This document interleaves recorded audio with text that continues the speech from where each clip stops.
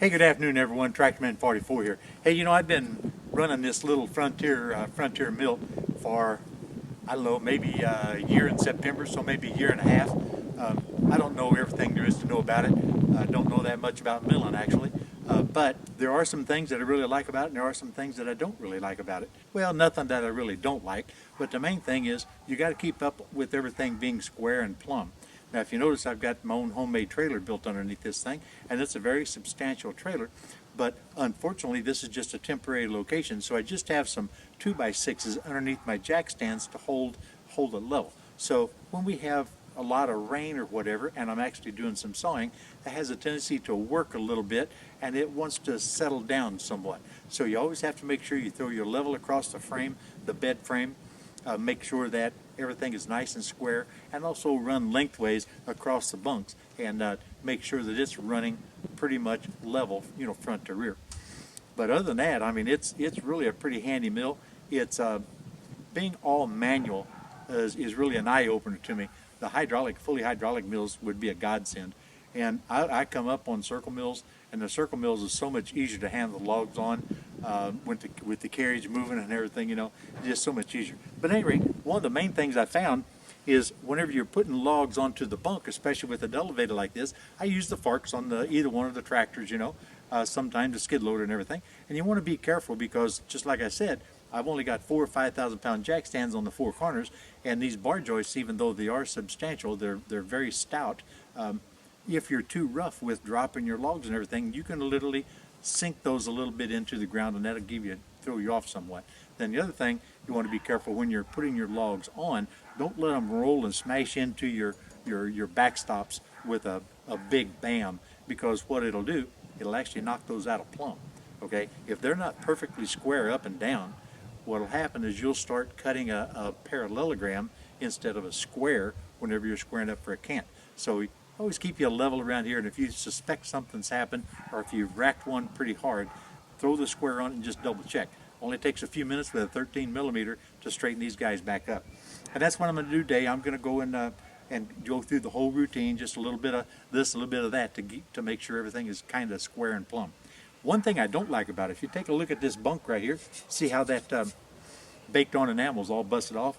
I don't really care, it's just a tool, But the bad thing is if you're sawing something that you really want to make a good woodworking project out of, you can't let that green lumber sit on there very long at all, because that stuff will rust. It'll just draw that rust right into it. They make stainless steel caps, so to speak, that you can actually pop down over the top of these bunks as an option. But I've got some stainless steel in the shop. I'm going to go ahead and fold up my own and put them on there myself, because I don't do that much fancy sawing, but I still don't want rust and everything on my material. I keep this cheap plastic square right here just so that you can throw it right up against and take a look. See, now see, this guy here is tilting back this way. And if you look down here, it's got a pivot point back here and then 3 mounting bolts over there. Just loosen those guys up, tap it back to where it's plumb, and then latch it down and go about your business. I got to do that to every single one of these because they're probably all out just a little bit. Take a look at this one here. And yes, it's out just a little bit, not near as much as the other one back here. Hey, another thing too. One of the things that I want to do on these guys here, I know, it's got angles on it and all that stuff, and I do turn them around the correct way. Sometimes I like to leave them like this for other reasons. But at any rate, I need to come up with a way to put a roller on the top that doesn't stick in front of of this. You know what I mean? That way, as I'm rolling my cants around, it'll hit that roller and it won't gouge in and get stuck on this guy right here. So that's one of the things that's in the works for me. And there's a few other things that I'm working on too. So here's nice and plumb.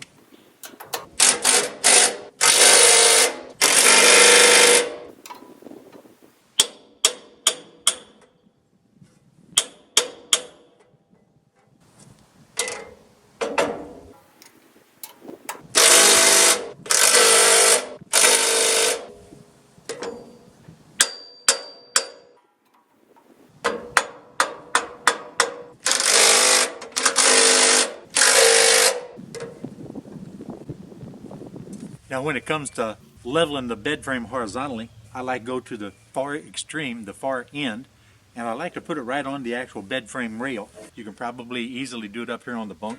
Down down here you're sure that you're where you want to be for actual measurement. Just take a look at your bubble. You can see this side over here has got to come up a little bit to get us back in the bubble. I use this bigger impactor, 3/4 inch impact socket, and typically it's just a bump or two. That puts us right on the bubble, just for the heck of it. This guy here is right on the bubble going that direction. We're going to move to the other end and do exactly the same thing on the other end. These are just the 4 jacks. They're 5,000 pound rating. They telescope up tremendously, but they're trailer jacks for people that do camper. I guess they call them camping trailer jacks. Now I've only got 4 of those 5,000 pound jacks. The length, the 21-foot 4-inch length of this trailer probably should have another set in the middle. However, I don't have any sway on these bar joists at all. It would just be for stability whenever I'm loading logs onto it with the forks. I think it would make it that much more stable. But if you're a new mill owner and you're trying to decide if you want to build your trailer or buy your trailer, I am totally satisfied with this homemade trailer. I think it's much more substantial than the trailer that you actually buy with the Frontier mill. Whenever I bought my mill, I think the trailer option was $1,700. Well, I don't have anything in this thing here at all. The bar joist for free. Everything else is scrap metal. Even the old mobile home axle was free. But I've got a whole series of the build videos on this trailer if you're interested in that. All the way down to properly cutting the axle, the proper amount out of the axle, squaring everything up, and installing that, plus all the welding and everything, and the layout ideas for making the trailer. And also weaving a separate video in the series on how to make my own homemade fenders. If I had to do the fenders over again, I think I would probably make them out of a big tractor and trailer truck tire, like a 22.5 or maybe even an older 20-inch tire, to make them less than rigid. I like them rigid because that way when the missus is helping me, she can actually stand up on the fender and hook and unhook the chain or whatever might need her to do. But the bad thing about having a nice rigid fender, which you would think is there would be no downfall, is if you accidentally roll a log off of the bunk or off of the bed frame on the back side because you forget to raise the backdrops, it'll actually hit this immovable object and it'll probably bend your fender. I got to do a little repair to mine because I did that already, and actually broke a couple of the spot welds on the inner fender well of the fender. Didn't hurt the fender at all, but it broke a couple of those spot welds, so I got to fix that. This side's just a little bit low, and that stands to reason because this is the side I actually load the logs to, and so sometimes I get a little bit rough or the forks actually bump on the bed frame as I'm trying to back out. So we're going to have to raise this up just a few bumps.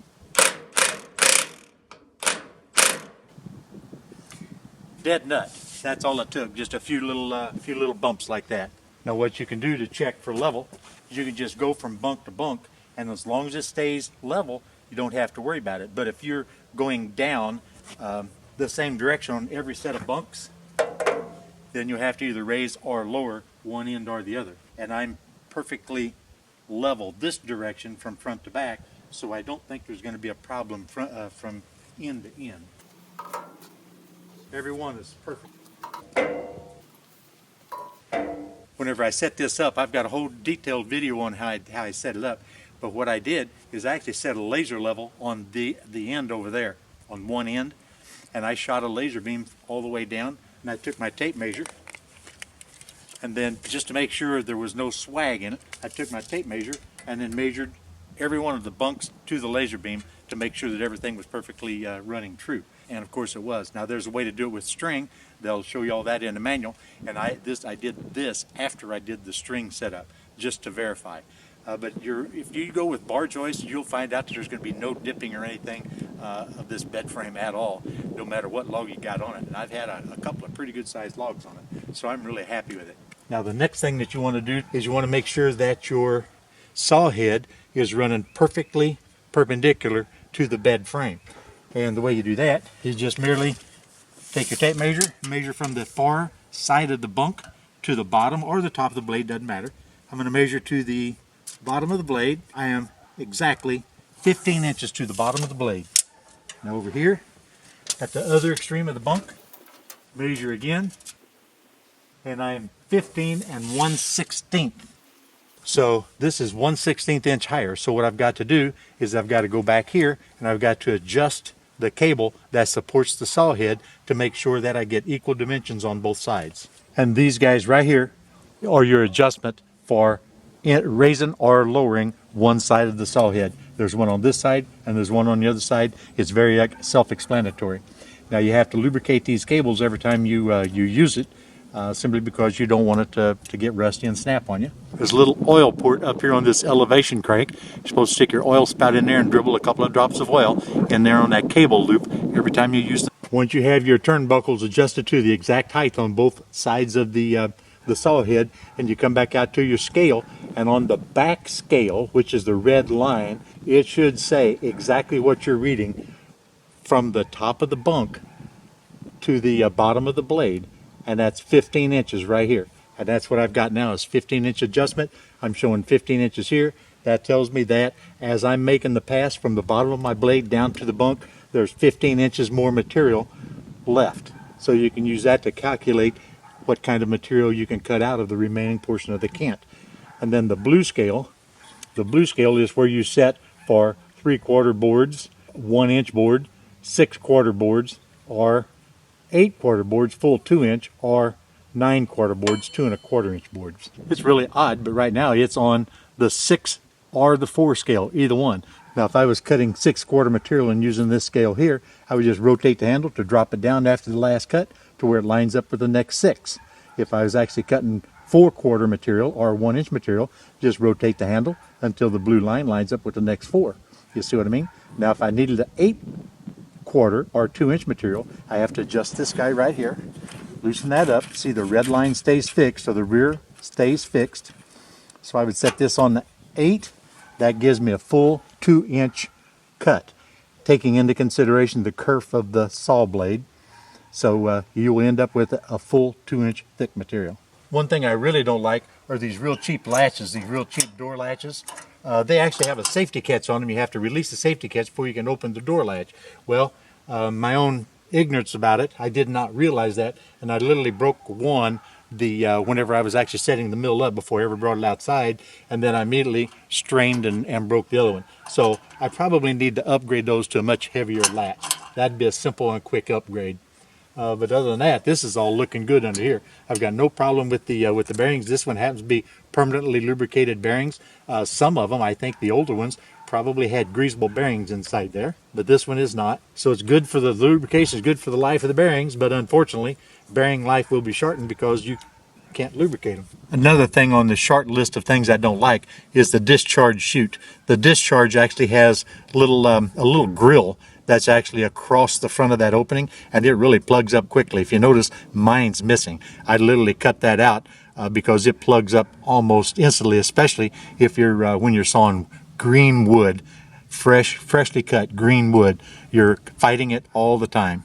So I know that there's a safety issue there if your blade were to break, and if someone happened to be standing right outside there, I'm certain that the thought is that in the right conditions, a broken blade can sling itself right out of there and probably lacerate somebody's legs or whatever, you know, or maybe a dog or a cat or something like that happens to be hanging around. But to me, that's not a big deal. I just went ahead and cut them out. I'm not too concerned about it.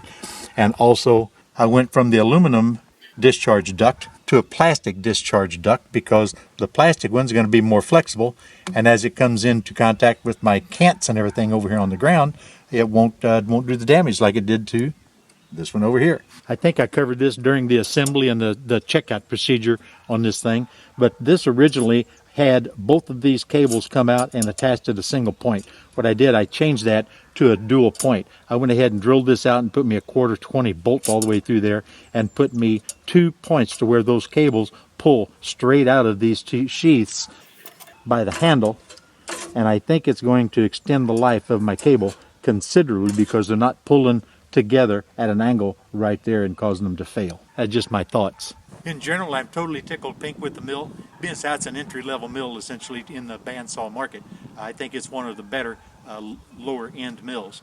Would I prefer to have a hydraulic one? Oh my God, I would love to. But there's about 35 or 45,000 reasons why I don't have one of those. Don't need one. I'm not going to go into production. This is just my hobby, and it's essentially a toy. So you may as well get a reliable toy. But like I say, I can't justify that kind of money on something that's very little bit more than a hobby to me. I really enjoy doing it though, there's no doubt about it, but my heart is really in the old circle mills. I've got several of those back here in the woods. I plan on setting up a big one of these days. Just got to get around to it, you know what I mean? But anyway, back to the story about this guy here. Yes, it is a very good mill. Would I buy it again? Knowing what I know now, I would have went just a few extra dollars and I would have went with the OS 31. This OS 27, well, 27-inch capacity, well, that's a little misleading. What they do is they figure the circumference of the log, and by the time you take a little bit off of the circumference to create your cant, roll it 90 degrees, take a little bit more off that side, roll it 90 degrees, whatever, you can end up with a 22 by 22 inch cant to pass through the confines of the saw head. But it's really misleading because I thought I was going to be able to saw 27-inch logs. Didn't fully understand all the instructions or all the stuff in the brochure, but I thought I was going to be able to saw 27-inch logs. You can, but not really. Another thing that happens too, you think, well, 27 is going to be big enough. I mean, you know what the heck? Well, it is for most of the things, but what if you get a chance to get logs that just aren't perfectly straight? The guys that have all the beautiful Douglas firs and the pines, and they're in the area that have this stuff that grows like telephone poles, absolutely awesome. In this neck of the woods, we got trees that grow this direction, that direction, curve, twist, everything under the sun. Well, guess what? By the time you put one that's got a bad curve in it, that 27 inches is ate up pretty doggone quick. So you find yourself getting really, really creative, sawing the crooked logs into shorter pieces and making shorter material than what you probably would have, than probably what you would have wanted to. That probably doesn't make a lot of sense to you until you actually throw one that's got a pretty big curve on there and then realize, wait a minute, it's running out here and it's running out there. I'm going to have to roll it up and take the hump off of it and support it until I get the hump off of it and then begin the process of rolling it in order to use the material that you've got. So that's the only thing. I would have bought the OS 31. And I'm actually thinking that if I would have known what I know now, and I might have went with the parent company, the Norland mill, because it has a few more amenities, even though they're manual mills for the most part. They have enough amenities that's going to make it a lot easier to handle. Let me tell you something. I've been around circle mills quite a lot, and it's a lot easier sawing on a circle mill than it is on a manual bandsaw mill, just because of the way you have to handle the logs.